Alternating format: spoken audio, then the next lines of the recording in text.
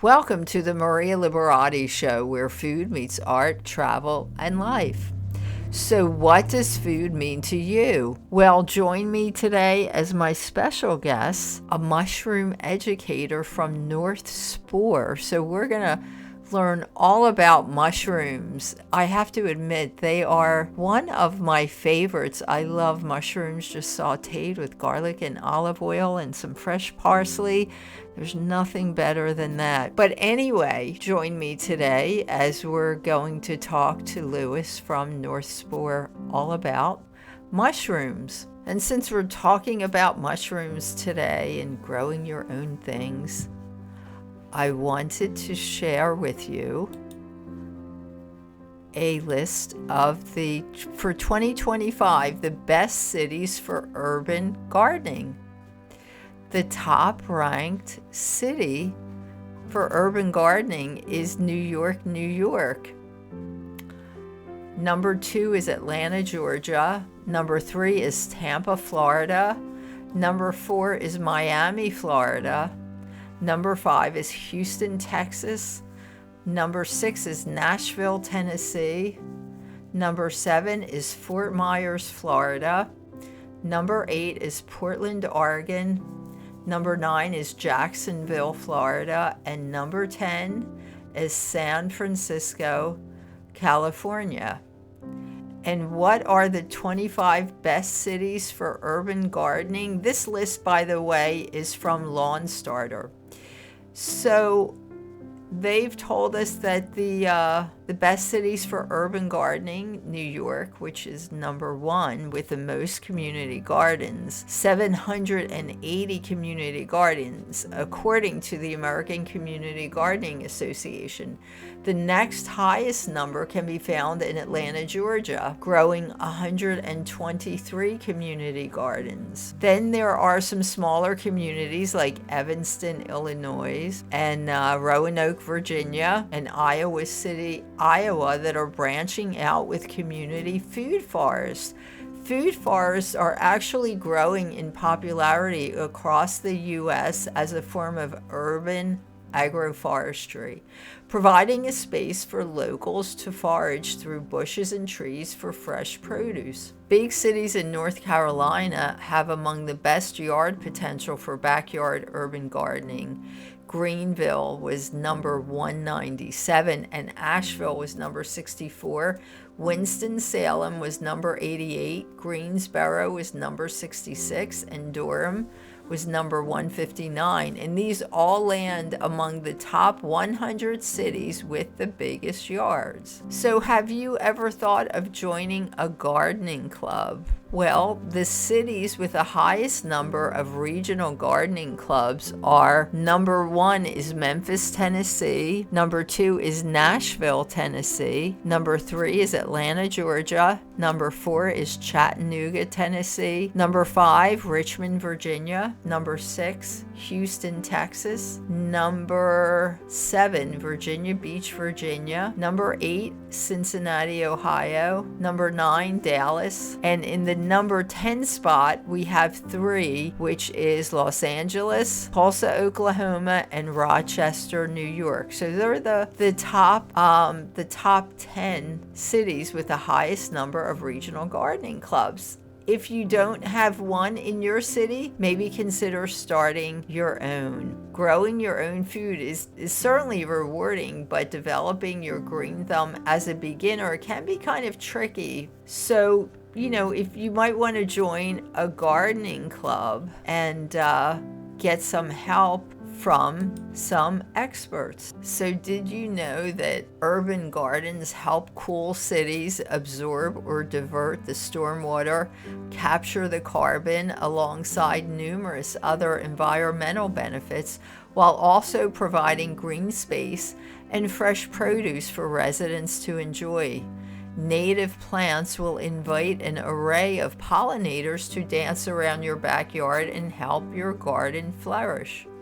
From green roofs to vertical gardens with know-how and the right equipment, you can have a successful garden virtually anywhere. So grab your gloves, and here's some tips below to start growing your own garden and use your green thumb, or bring out your green thumb. You know, all green thumbs have to start somewhere. So here are some tips for growing your best garden. Water your garden efficiently, and let's see.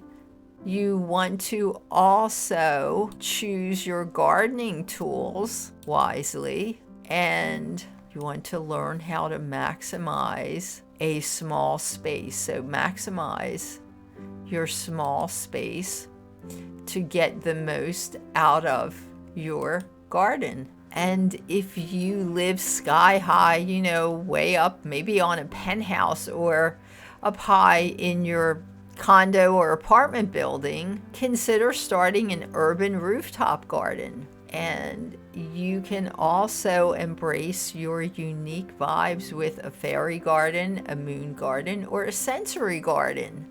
And if you look those up online, you know, fairy garden, moon garden, or sensory garden, you can find great ideas for any of those types of gardens. You can also make the most of your natural environment with a rain garden or a shade garden. And if you're low on lawn space, grow a container garden. There's absolutely no excuse not to have a garden. You can do it almost anywhere. Stay with me for this week's interview all about mushrooms. But if you have a garden, be it a container garden, an urban garden, any type of garden, share a picture with us. Hashtag it the Maria Liberati Show, and place it on social media, and we will share it at the marialiberatishow.com. Join me on a mouth-watering journey through Italy with my Gourmand World Award-winning book series, The Basic Art of Italian Cooking, which brings you authentic recipes, heartwarming stories, and a dash of Mediterranean magic. Whether you're a seasoned chef or a beginner, these books will awaken your inner food artist. Get ready to say ciao to delicious adventures. And you can find the Gourmand World award-winning book series, The Basic Art of Italian Cooking, at Amazon.com on Kindle and on marialiberati.com, and the publisher's website, artoflivingprimamedia.com. So today my special guest is Louis Giller, and he's the educator at North Spore. Today we're talking everything mushrooms. So if you love mushrooms like I do, you're going to love this interview. Louis, thanks so much for being here. It's a pleasure. I mean, I'll talk about mushrooms till people, tell me to shut up. And so to be invited to talk to you and your listeners is like a real joy. Thank you. So first, why don't you tell our listeners, what is North Spore? So North Spore is at this point, it's amazing. I still can't quite believe it, but I believe, the country's largest mushroom supplies company. We have been around for over a decade, Uh-huh. 11 years, and we started off as a fresh mushroom farm and have diversified to, at this point, do a whole lot of things. We are providing wellness products and sterile materials and grow kits and grow chambers, lots of stuff. Right. All Yeah, on mushrooms. So grow kits for mushrooms, wellness products based on mushrooms. Is that right? Everything? all of it is Well, all mushrooms. Yeah. so are there farms like in one part of the US or all over? Yeah, so we had a farm right here in Portland, Maine, Uh-huh. and what we started doing, and this sort of marked the beginning of our transition to being more of a supplier, is we supply grain spawn, which is the starting material for many farmers, and we supply that Mhm. to still somewhere around 100 farmers. Oh, okay. So tell us, do you know, is it possible to know how many varieties of mushrooms are there? Yeah, I mean that's a great place to start. Right. It wasn't until the 60s. that the fungal kingdom was really designated its own kingdom. Uh-huh. And at that time, and really until very recent Right. genetic analysis advances, Hmm. I mean, the guesses were all over the place. Right.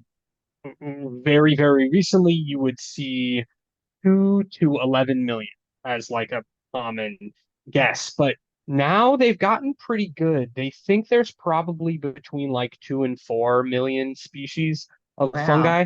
Uh-huh. Um, and then you got to realize that only a very small percentage of those are actually producing mushrooms. And I'm assuming, are they all edible? Like those? No, No, I didn't think so. that's certainly not. I mean, a lot of them are like microscopic or just within the soil, Right. um, and are interacting with the roots of plants and Right. things like that, and never would be something that we would consider edible, but they're super, super important for plants that we eat and the entire food chain. Uh-huh. So why do you say that? Tell me. So why, like, are they helping to kind of fertilize plants or give us more on that? Yeah, sure. So you a lot of the mushrooms that you'll find out in the woods are saprobes. They're saprophytic is the other way to put it. And they eat dead stuff. That's what we think of when we think of mushrooms. They eat dead stuff. Uh-huh. And all of those species are species that we can theoretically grow at a Uh-huh. farm because we can just give it a bag of hydrated, sterilized material and it'll grow on it. But a lot of other species in the woods are what's called mycorrhizal, and they Right. have special relationships with living plants, and they need to engage in a trade of nutrients with the plants, and they help the plants thrive, and they in turn thrive. And so you need that forest to exist, um, to have those species at all. Oh, that's really, really interesting. So are mushrooms something that people can grow on their own, like tomatoes or lettuce, or are they easy? It sounds like it's kind of difficult, or tell us. It's really not. It's really, really not difficult. And part of that is because we've taken all the difficult parts out for you. Yes, there are lab components, and Right. yes, there are these sterile things that have to happen at different points. But once you get a grow kit, Mm-hmm. or spawn, Uh-huh. it's already colonized. It's already alive and thriving, and it's spread throughout its substrate. We've moved beyond the spores. The Uh-huh. spores have germinated. We use that same term, and we've got something that is ready to rock for you. So it's really just about introducing it into a proper environment, Right. and then taking care of it properly. And so that can literally mean taking, handfuls of this colonized sawdust and mixing it in with wood chips, or just burying the block. And there's numerous other ways to grow too, but it's not super complicated. And we're talking mushrooms within a week or two usually. Oh, so they're So very, quick. very quick.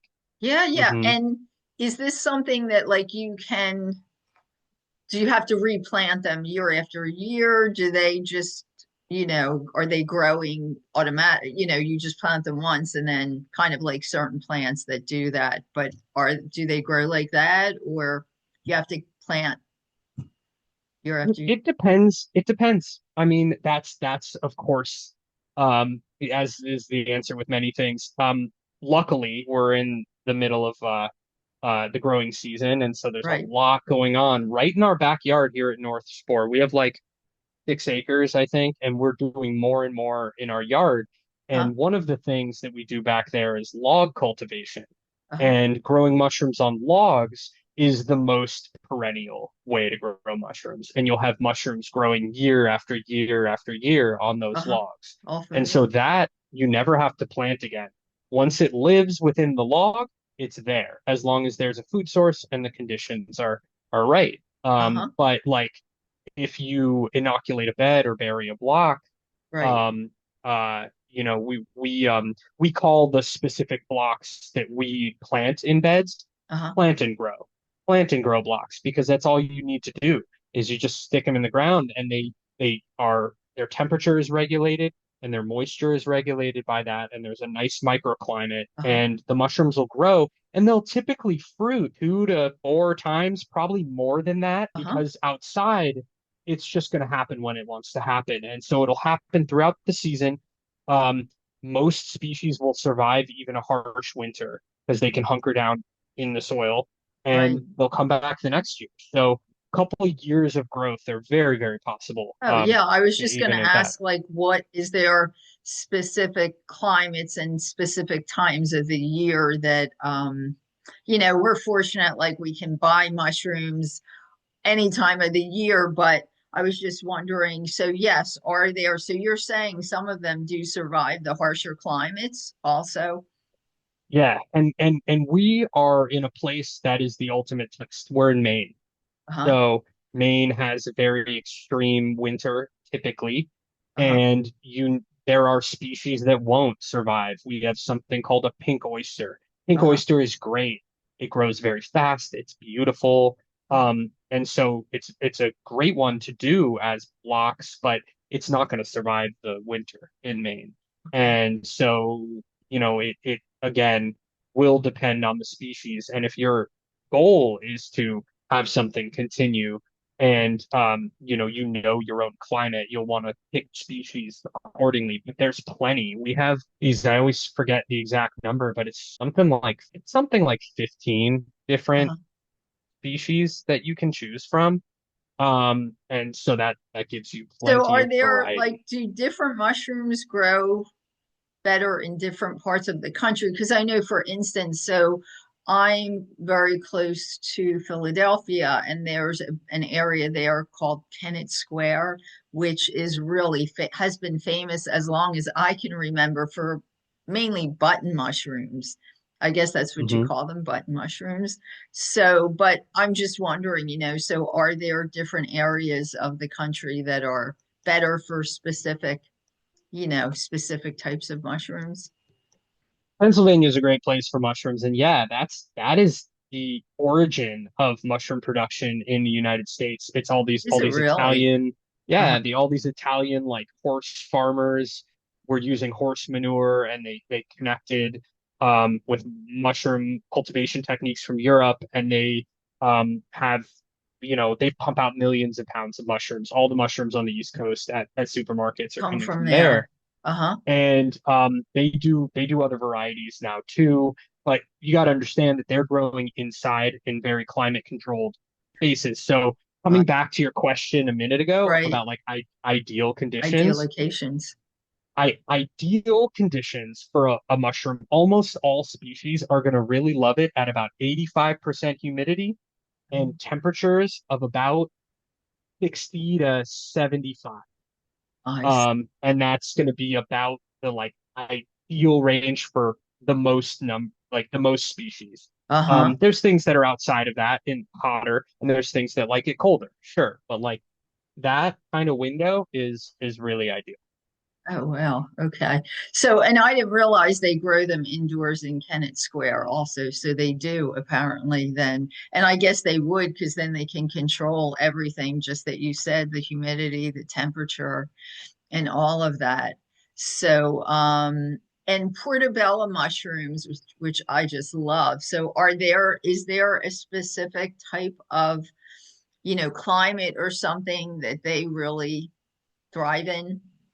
Yeah, so I mean, uh, you mentioned so portobello mushrooms are basically just button mushrooms. Oh, They're the same species. They may are be a they different really? strain. Yeah, Uh-huh. they may use a different like strain Uh-huh. sometimes, likely, but they're the same species. They're just grown to be larger.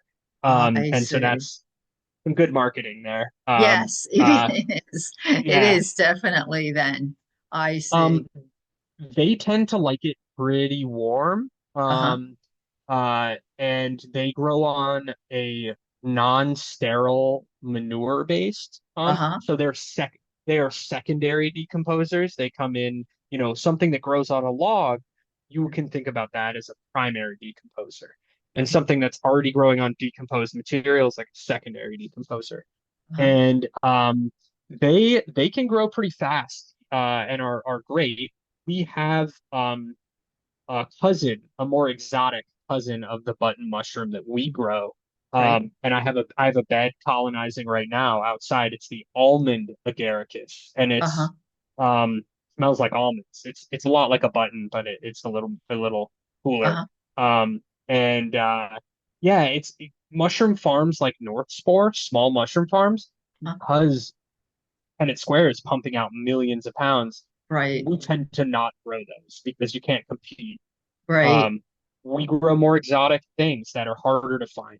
So you got to Yes, grow them yourself. I mean, exactly. and we do grow inside, and we always did, and our farmers do outside production. There's a few things that may be commercially viable, but mostly it's going to be done for your own consumption, for your own the benefits to your own garden and the beautification Right. of your yard, Uh-huh. more than like a commercial enterprise. Right, right. Oh, that's very interesting.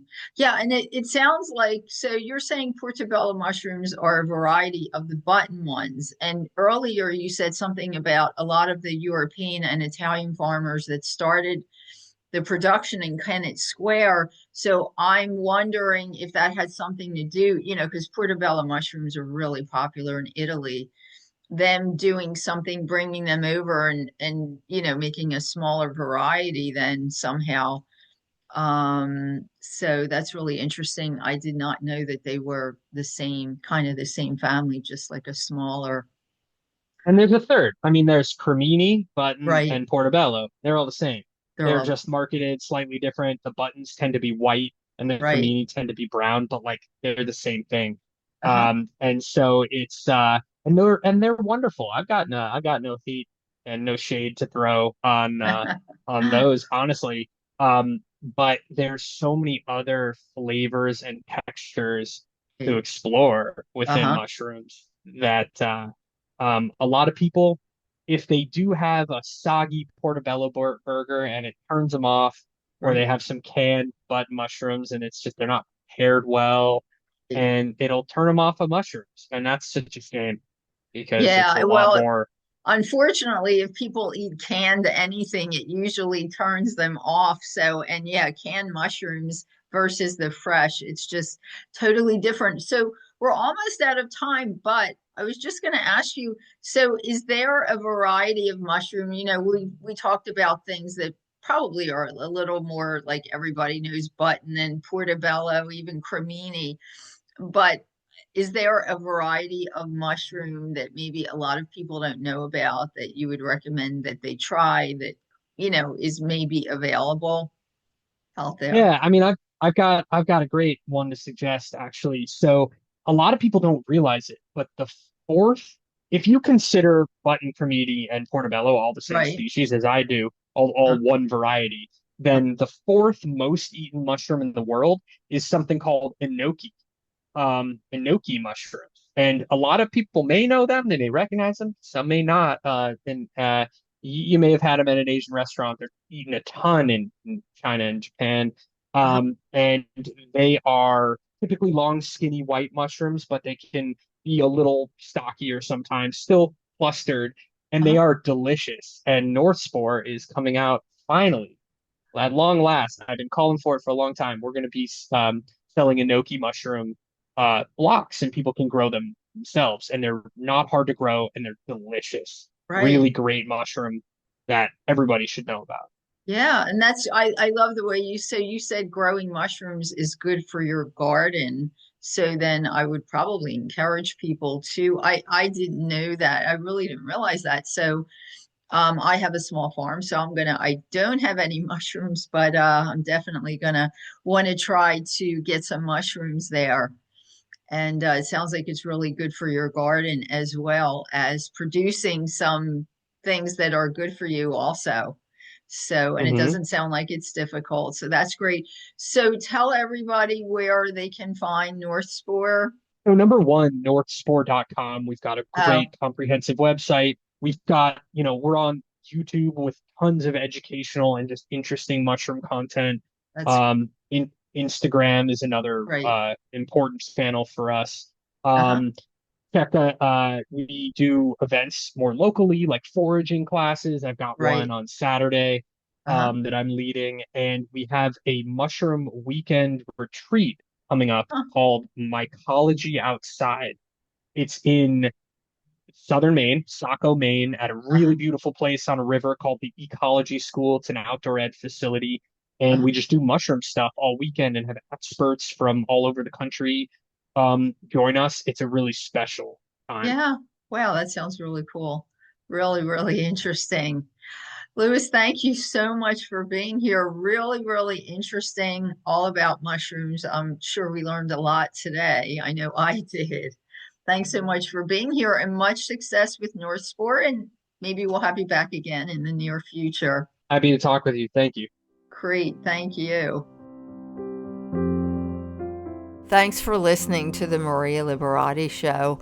And thanks, as always, to my producer, Britton Roselle, and this week's special guest. And remember, if you have a garden, an urban garden, a container garden, any type of garden, one of these sensory gardens or moon gardens or fairy gardens, any garden you can think of, please snap a picture and share it with us and hashtag it the Maria Liberati Show. And as always, you can find me at marialiberati.com, on Instagram at Maria Liberati, on Facebook at Maria Liberati, on Twitter or X at Maria Liberati, on Pinterest at Maria Liberati, on Vimeo at Maria Liberati, and our YouTube channel is the Maria Liberati Show. And let's see, you can also find my Gourmand World award-winning book series, The Basic Art of Italian Cooking, at Amazon and Kindle. And Amazon and Kindle have recently started